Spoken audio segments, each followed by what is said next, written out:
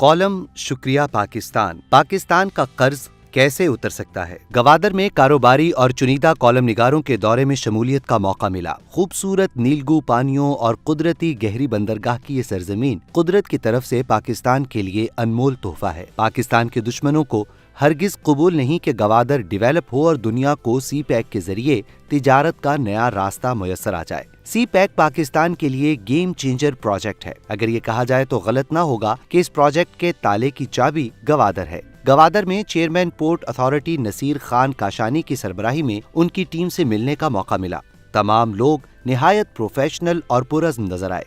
एक बात जिसकी कमी नजर आई वो थी काबिल और प्रोफेशनल पाकिस्तान बिजनेस कम्युनिटी को गवादर में सरमायाकारी के लिए मजबूत हिकमत अमली के जरिए दावत देना। गवादर में लोग इन्वेस्ट कर रहे हैं लेकिन इसकी रफ्तार बहुत कम है। हुकूमत को चाहिए कि न सिर्फ गवादर बल्कि पाकिस्तान में मौजूद तमाम ऐसे बड़े मौके पर सबसे पहले मकामी सरमायाकारों को रागिब करने की जामे पॉलिसी बनाए। गुज़श्ता 3 कॉलमों में तसलसल से ये अर्ज कर रहा हूँ कि पाकिस्तान जिस मुआशी गर्दाब में फंसा है इसमें से निकलने का वाहिद रास्ता कौमी वसाइल और बासलाहियत कारोबारी तबके पर इन्हिसार के जरिए ही मुमकिन है। इसकी सबसे बड़ी मिसाल चीन है। कम्युनिस्ट पार्टी ऑफ चाइना ने तवील जंगी जिद्दोजहद और लाखों इंसानी कुर्बानियों के जरिए बादशाही निजाम से छुटकारा तो हासिल किया, लेकिन इसका असल चैलेंज चीनियों को गुर्बत से निकालना था। ये आसान काम ना था। चीनी इनकलाब के पहले मरहले में अजीम लीडर माओ जे तुंग ने ज़रई इस्लाहात के जरिए जागीरदारों से जमीन लेकर आम चीनी किसानों में तकसीम कर दी।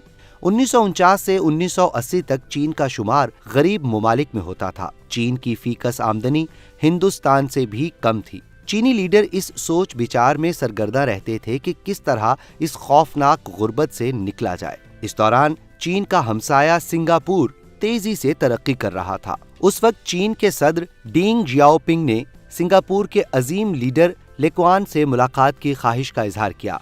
जियाओपिंग ने लेक्वान से सिंगापुर की तरक्की का राज पूछा। लेक्वान ने कहा, आइन और कानून की हुक्मरानी, मेरिट और कड़ी सजाएं सिंगापुर की तरक्की का राज हैं।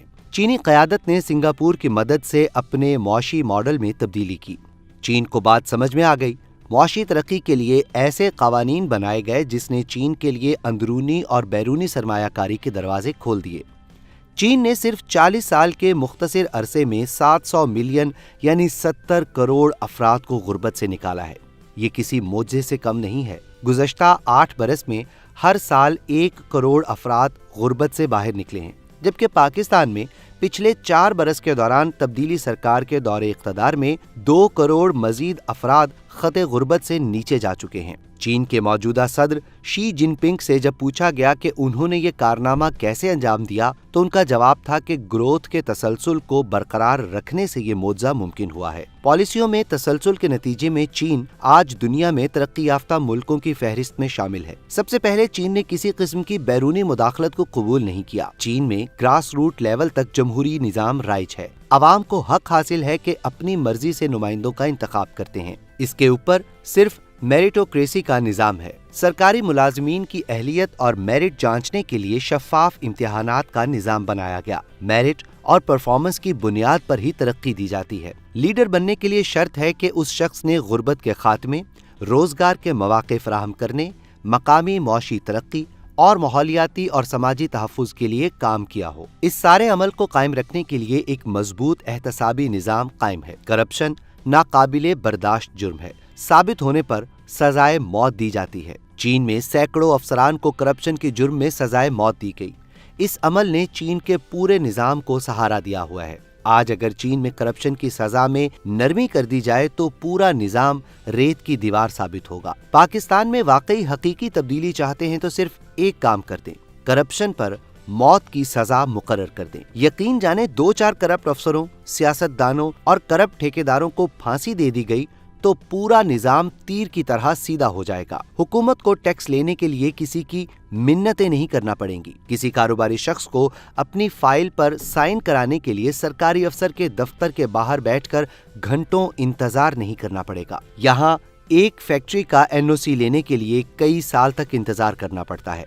एक सरकारी बाबू जो आवाम के टैक्सों से बेहतरीन घर, गाड़ी और एयर कंडीशन्ड दफ्तर में मौज उड़ा रहा है, صرف اس لیے فائل دبا کر بیٹھا رہتا ہے کہ وہ زیادہ سے زیادہ رشوت وصول کر سکے۔ اس ملک میں کاروبار چلانا اس قدر مشکل ہو گیا ہے کہ اگر کسی فیکٹری مالک کو کوئی مسئلہ درپیش ہو تو سرکاری افسر اس سے براہ راست ملنا چاہتے ہیں، اس کے کسی نمائندے سے اس لیے بات نہیں کرتے تاکہ زیادہ سے زیادہ رشوت لے سکیں۔ سسٹم اور پروسیجر کے تحت مسئلہ حل کرنا ترجیح نہیں ہوتی۔ اب بتائیں بھلا ایسے نظام میں مقامی اور بیرونی سرمایہ کار کیسے کام کر سکتے ہیں؟ ہمیں معاشی ترقی کی بنیاد میریٹوکریسی پر رکھنا ہوگی۔ میرٹ، میرٹ اور صرف میرٹ۔ بات گوادر سے شروع ہوئی تھی۔ ریئر ایڈمرل جواد سے ملاقات نے میری معلومات میں بے حد اضافہ کیا۔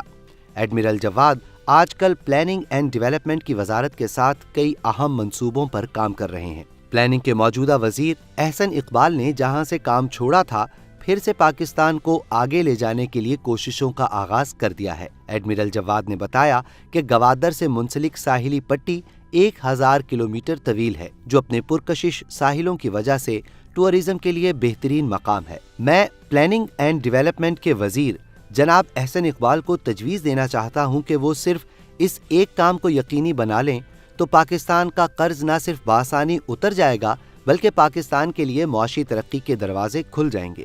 ہمیں کرنا صرف یہ ہے کہ ملک میں سے 100 بڑے کاروباری افراد کو مدعو کریں، ان کو گوادر کی ساحلی پٹی کو ڈیولپ کرنے کے لیے 10 کلومیٹر کا علاقہ 20 سال کی لیز پر دیں تاکہ انویسٹمنٹ ما منافع واپس لے سکیں۔ حکومت تمام سہولیات کی گارنٹی دے، اس علاقے کو ٹیکس فری زون قرار دے دیں، اس میں ہوٹل، نئی ہاؤسنگ اسکیمیں، انڈسٹریل زون بنانے کی اجازت دی جائے۔